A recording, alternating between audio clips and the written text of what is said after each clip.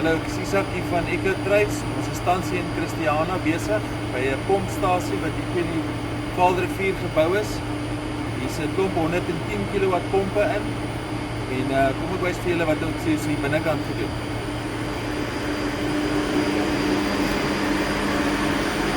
OK, hier binnekant het ons 'n 630 kW inverter. Hierdie is die 630 kW transformer van die inverter. Hierdie is 'n PCS unit, 630 kW.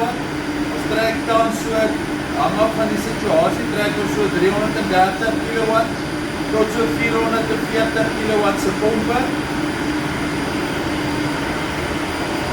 Hierdie kabinet is sy bypass kabinet as ons 'n generator of Eskom integreer. En dan hierdie laaste twee voeters is 250 kW MPPT, so een van die units van 250 kW se panele. Hier's twee van hulle in, so is 500 kW in totaal.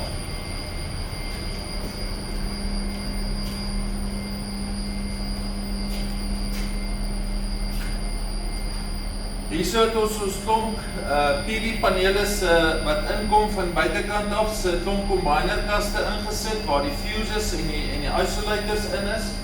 So elkeen van hierdie combiner kaste vat X aantal hoeveelheid stringe. So met ander woorde, die kaste wat hier is 10 in totaal. Soos 5 is op die 250 kW en die volgende 5 van die kaste is almal op die volgende 250 kW in verdeel. So is 500 kW se sonpanele in totaal. Hierdie kant het ons die batterye.